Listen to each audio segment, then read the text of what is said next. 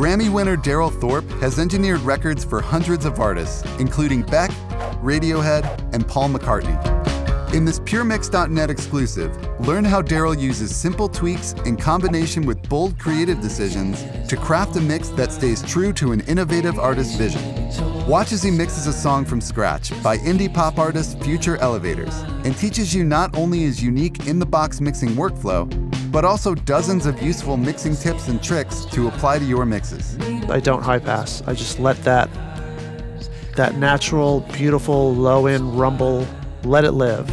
Get inspired by Darrell's mixing philosophy and creative approach that embraces bleed and enhances the character of each track to fit together perfectly in the mix. Learn how to properly gain stage a mix, clean up muddy low-end material, and create depth in the mix using bold panning and reverb choices. Then, download the raw multi-track stems and practice mixing the song for yourself.